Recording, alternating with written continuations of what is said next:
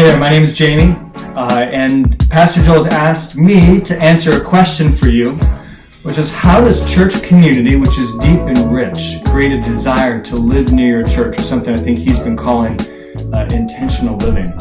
Just some background, I came to my church in Washington, D.C. about 23 years ago, and my church is in the middle of the city, and like many church members, I lived out in the suburbs. I remember I had a friend, Jennifer, who told me that she was moving from our suburb to a house a few blocks away from the church, and I didn't understand why. I thought it was kind of strange. After all, I told her, you commute to work 5 days a week, you go to church 1 day a week, so why does this make any sense? But she did it, and I saw all kinds of good fruit in her life as a result, and so a year later I did the same thing, and I'm still here, minus a few years in San Francisco when my wife and I missed this church community, and we came back. Now, things have changed in the last 23 years. So the house across the street from the church that sold the year I got here is on the market again for 7 times that amount of money. So I think the barrier to being here in the neighborhood has changed from what I guess for a lot of people was concerned about safety to today's concerned about cost. So, do you really want half your paycheck going to rent? Well, let me give you kind of 2 categories of goodness I think has come from watching as more and more people in my church have decided to live in the neighborhood of the church. The first is doing that really helps you cultivate that church community.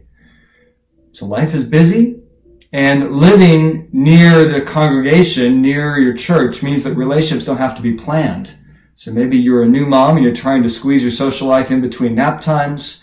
You're older, you have limited energy. Maybe you're mid-career, you've got a busy job. Well, when you live close to people in your church, it's just so much easier for you to invest time in them. And I think it's so much easier to feel like you know your congregation when you run into them on a regular basis, at the bus stop, on the metro, in the grocery store, on the street. I would say most days I run into somebody in the church as I'm walking around the neighborhood. And those little conversations are so good, so rich often, surprisingly rich. They're good for holding up those one another commands that the Bible gives to us. I think living near your congregation is helpful in transparency. Right? Christians aren't people who hide. We don't keep private all to ourselves. We live out in the open. That's what it means to be a Christian, to be a follower of Jesus. And so people in my church, they know my neighbors. They see my interaction with my neighbors. They see my interaction with other church members. That is so good for living a life that's kind of, 360 degrees. And I think another benefit, this is going to vary based on different times of life, but especially when you've got kids at home, living close to your church means that you don't all have to kind of pile into the minivan and leave church at the same time on Sundays, but someone can go at one time and a few people go in another time, and you can you don't have to kind of time fellowship in the church based on who's youngest and most ready for a nap and most hungry. So that's one category, is cultivating community. I think there's another category, which is you want to show off this community you have as a church. Jesus said they'll know you're Christians by your love for one another. Well, how are they going to know if they don't know? So as I think about the people who I know on my block, I would say every single one of them knows someone in our church besides just me. And that means they get different perspectives as to what it means to be a Christian. That means that they get to know multiple people in the church over a long period of time. Relationships with neighbors are very different from relationships with coworkers. Coworkers, you get to know each other really deeply, really quickly, because you spend a ton of time together. Neighbors, you have the benefit of a more longitudinal, long-term relationship, but it can happen more slowly. And so over a long period of time, neighbors getting to know multiple people in the church, I think, can be really powerful. And then I think it's easier to obey Jesus' command to love your neighbor together with the church if you guys have the same neighbors.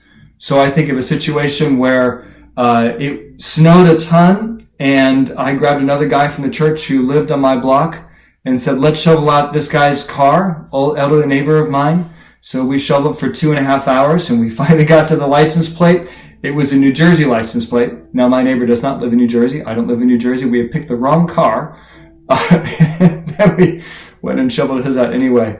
And a year later, my other neighbor, whose boyfriend owned the car from New Jersey, discovered what had happened. She was so amazed that this other gentleman who didn't know her, never met her, didn't even know the other neighbor, had done it just because we're members of the same church. Well, I love that. It's just a really tangible way to show what it looks like to be a Christian. You know, you can tell a lot about someone's life from what they do with the margins of their life, with their discretionary money, with their discretionary time. So where do you want to invest in spontaneity? Do you want to be able to run into work quickly whenever you want?